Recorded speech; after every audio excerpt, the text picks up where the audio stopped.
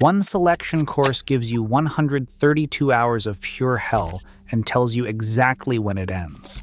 The other drops you alone in the Appalachian Mountains with a compass and a rucksack, tells you nothing, and waits to see if you break. Navy SEAL Hell Week at Naval Base Coronado, California is the most famous military selection on Earth. 70 to 80% of candidates quit during those 5.5 days. Instructors spray you with cold water, scream through bullhorns, and dangle donuts and hot coffee in front of hypothermic men to tempt them into ringing the bell 3 times and walking away. Delta Force selection at Camp Dawson, West Virginia, is the one almost nobody talks about. No instructors yell at you. Nobody tells you if you are passing or failing. Nobody tells you how far you have marched or how far you still have to go. And when it is over, fewer than 8 out of every 100 candidates who started will still be standing. Both programs have killed people. Both leave permanent physical damage on the men who survive, but they attack the human mind and body through completely opposite mechanisms. Understanding that difference reveals something profound about what separates the world's most elite soldiers from everyone else. The first thing you need to understand is who walks through the door at each selection.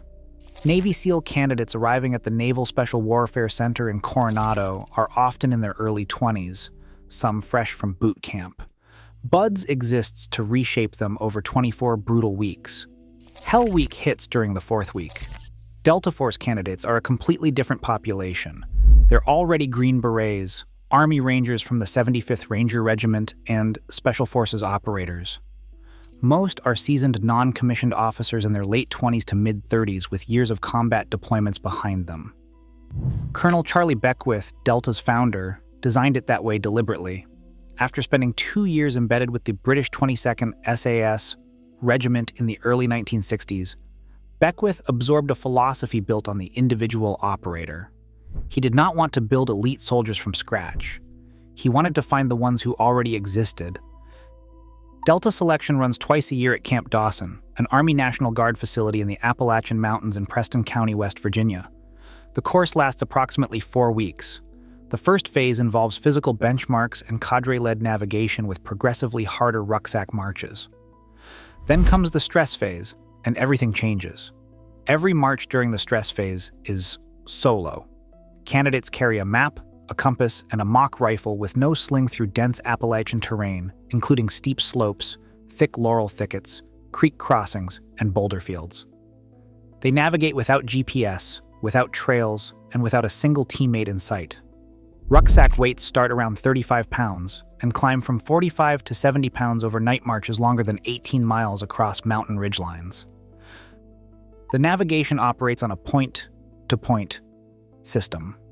At each rendezvous in the forest, a cadre member checks the candidate's coordinates and silently provides the next waypoint. The candidate never sees the full course. A former Delta operator who published his account described the interaction at each checkpoint as brutally minimal. The cadre would request the candidate's color and number, referring to grid coordinates, and then release them into the wilderness again without a single word of encouragement or criticism. This is the psychological heart of Delta selection. The silent cadre philosophy means zero feedback of any kind. Nobody tells you whether you are passing or failing. Nobody cheers you on when your feet are destroyed and you are hallucinating from exhaustion at 3 a.m. on a mountain. The question the entire course exists to answer is devastating in its simplicity. Can you stay motivated when everything hurts, you are lost, and there is no one there to push you? The culmination is the long walk, a 40-mile march over rough Appalachian mountains on the final day. Candidates arrive at this point already shattered from weeks of training. Published accounts cite rucksack weights between 45 and 70 pounds. The time limit is not published but is reportedly around 20 hours. One former operator completed his long walk in approximately 18.5 hours. Survivors reach a fire pit and receive dry socks, bologna, and cheese sandwiches, and a hot drink called the Long Walker. The Long Walker is spiced apple cider mixed with whiskey. But surviving the physical ordeal does not guarantee selection. Candidates then face extensive psychological testing, followed by the commander's board. a panel of senior Delta operators and the unit's commanding officer. The board peppers candidates with questions on everything from personal history to global politics. Candidates who claim to have no weaknesses are dropped immediately. Some men who survived every march get turned away by the board. Now compare that to what happens at Coronado. Hell Week begins on Sunday evening with breakout. Machine gun fire from blanks, explosions, smoke grenades, and sirens erupt across the Bud S compound, while instructors spray candidates with high-pressure hoses. Within the first hour, they hit the Pacific Ocean. Water temperatures off Coronado range from 55 to 63 degrees Fahrenheit. For the next 132 consecutive hours, candidates endure over 20 hours of physical training per day on roughly 4 hours of total sleep. First-hand accounts put the actual number closer to 45 minutes in catnaps, no longer than 20 minutes. They run an estimated 200 miles and consume over 8,000 calories daily, but still lose significant weight. The signature evolutions define Hell Week brutality. Surf torture involves linking arms and sitting in the Pacific surf zone for 15 to 20 minutes at a time, repeated throughout the week. Marcus Luttrell described the water as barely above 50 degrees and said that is where the real torture began. Log PT forces boat crews of 6 to 8 men to carry telephone pole-sized logs weighing over 200 pounds through squats, presses, and mile-long carries in sessions lasting up to 12 hours. Throughout it all, the DOR bell stands in the center of the compound. Any candidate can ring it 3 times and quit. Their helmet joins a growing line. By Wednesday night, known as turnaround, instructors ease the intensity without telling students. After this point, virtually no one quits. On Friday morning, the commanding officer secures Hell Week and survivors receive their brown T-shirts. The attrition is staggering.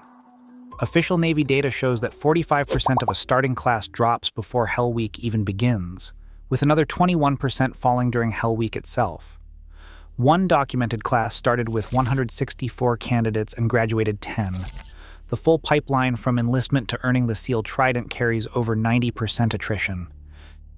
Now here's where this comparison takes a darker turn. Navy SEAL Buds has produced at least 11 documented training deaths since 1953.